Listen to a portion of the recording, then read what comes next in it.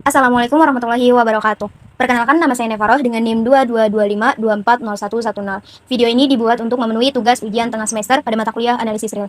Di video ini saya akan membahas beberapa soal pada materi. Yang pertama, himpunan dan fungsi; yang kedua, metode dan teknik pembuktian; yang ketiga, sistem bilang real; dan yang keempat, aplikasi supremum dan infimum. Langsung saja ke materi yang pertama, yaitu pada bagian himpunan dan fungsi pada soal nomor 4. Pertanyaannya, misalkan F memetakan himpunan A ke B, buktikan bahwa untuk setiap subset G dan H dari B berlaku F inverse G selisih H sama dengan F inverse G selisih F inverse H. Kita buktikannya dengan menggunakan bukti dua arah. Bukti dua arah.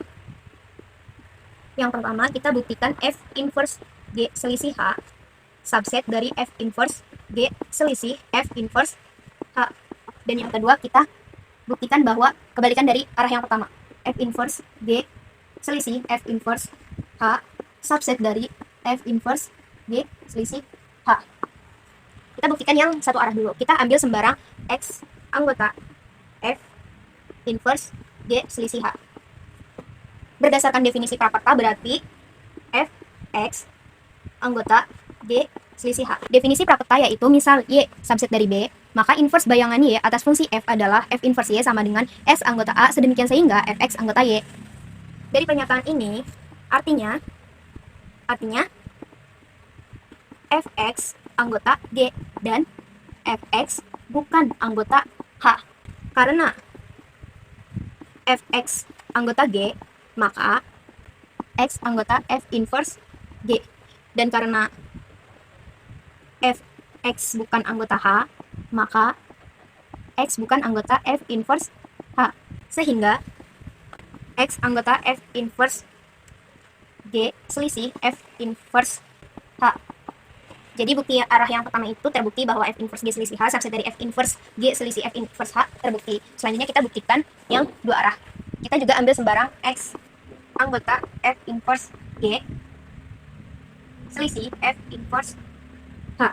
Artinya X anggota F inverse G dan X bukan anggota F inverse H. Karena X anggota F inverse G, maka Fx anggota G. Dan karena X bukan anggota F inverse H, maka Fx bukan anggota H. Sehingga Fx anggota G selisih H. Menurut definisi Prapata, yaitu X anggota F inverse G selisih H. Jadi terbukti bahwa F inverse G selisih F inverse H subset dari F inverse G selisih H. Jadi kesimpulannya, karena kedua arah sudah terbukti, maka F inverse G selisih H sama dengan F inverse G selisih F inverse H terbukti. Selanjutnya kita lanjutkan ke materi yang kedua, yaitu pada bagian metode dan teknik pembuktian pada soal nomor 4. Pertanyaannya yaitu buktikan dengan induksi bahwa 7 pangkat N dikurang 1 habis dibagi N untuk setiap N anggota bilangan asli. Pembuktiannya menggunakan induksi matematik. Diketahui fungsinya yaitu 7 pangkat N dikurang 1 habis dibagi 6. Langkah yang pertama yaitu buktikan basis induksinya. Untuk N sama dengan 1. Maka N-nya ini diganti dengan 1, maka 7 pangkat 1 dikurang 1 dengan 7 dikurang 1 dengan 6. Maka ini benar. Langkah yang kedua yaitu hipotesis induksi. Untuk N sama dengan K. Maka 7 pangkat K min 1 juga habis dibagi 6. Artinya ada bilangan bulat M, sehingga 7 pangkat K dikurang 1 sama dengan 6M. Langkah yang ketiga yaitu langkah induksi. Untuk N sama dengan K plus 1. Maka 7 pangkat K plus 1 dikurang 1 juga habis dibagi 6. Lalu kita dari ini kita ubah bentuk. Karena 7 pangkat K plus 1 itu sama dengan 7 kali 7 pangkat K. Kita ingin tahu bahwa ada bentuk 7 pangkat K min 1. Supaya muncul, kita kurangi dengan 7. Nah, sekarang muncul bentuk 7 pangkat K min 1 yang sudah kita ketahui dari hipotesis induksi bahwa itu sama dengan 6M. Selanjutnya dari bentuk ini,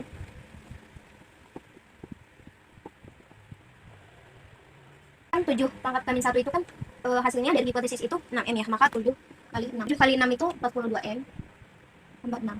Lalu kita faktorkan dengan 6, maka 7 Maka kesimpulannya, karena basis induksi sudah terpenuhi dan langkah induksi juga terpenuhi, maka dapat disimpulkan bahwa 7 pangkat n dikurang 1 habis dibagi n berlaku untuk setiap n anggota bilangan asli.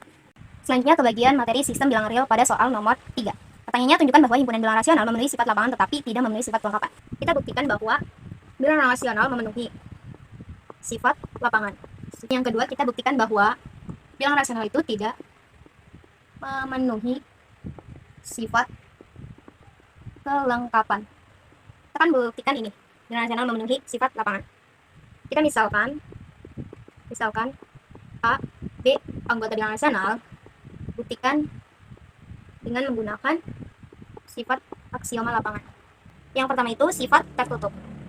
Setiap A, B anggota bilangan rasional, maka A tambah B anggota bilangan rasional, dan A kali B anggota bilangan rasional. Yang kedua sifat komutatif, maka A tambah B sama dengan B tambah A, dan A kali B sama dengan B kali A. Selanjutnya sifat asosiatif, A tambah B tambah C sama dengan A tambah B tambah C, dan A kali B kali C sama dengan A kali B kali C.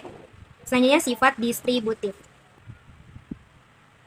A kali B tambah C sama dengan A kali B tambah A kali C.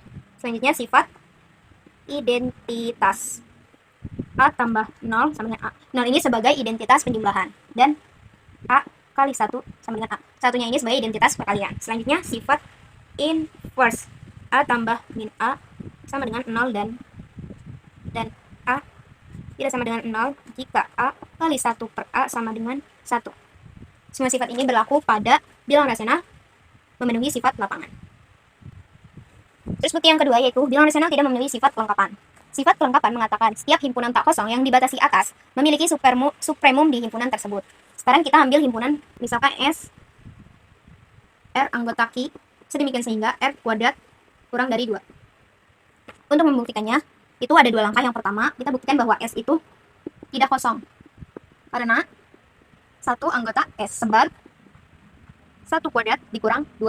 Selanjutnya langkah yang kedua itu S dibatasi atas, misal oleh 2. Dalam sistem bilangan real, supremum S sama dengan akar 2, tetapi akar 2 bukan anggota bilangan rasional. Artinya S tidak memenuhi supremum di bilangan rasional. Maka kesimpulannya yaitu bilangan rasional memenuhi sifat lapangan tetapi tidak memenuhi sifat kelengkapan. Selanjutnya kita ke materi yang terakhir yaitu aplikasi supremum dan infimum pada soal nomor 4. Pertanyaannya yaitu misalkan S sama dengan 1 per N dikurang 1 per M, di mana NM anggota bilangan asli. Buktikan supremum S sama dengan 1 dan infimum S sama dengan min 1 secara formal menggunakan kriteria epsilon. Kita diberikan himpunan yaitu S 1 dibagi N dikurang 1 per M, di mana NM anggota bilangan asli. Artinya setiap anggota S adalah selisih 2 pecahan, yaitu 1 per N dan 1 per M.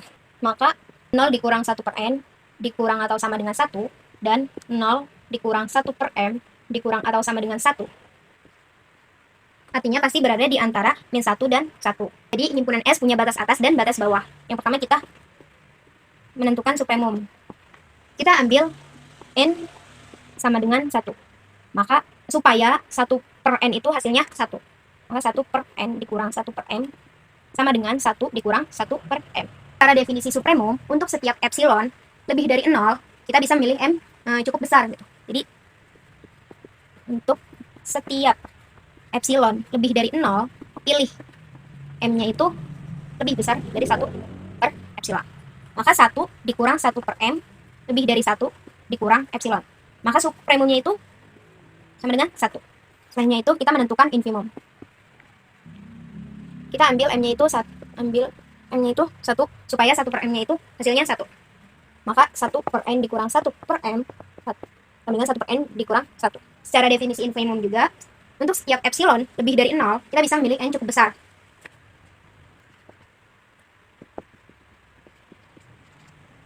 Maka 1 per N dikurang 1 kurang dari epsilon dikurang 1, maka infimumnya itu min 1. Jadi terbukti bahwa supremumnya itu 1 dan infimumnya itu min 1. Cukup sekian dari saya, kurang dan lebihnya mohon maaf. Wassalamualaikum warahmatullahi wabarakatuh.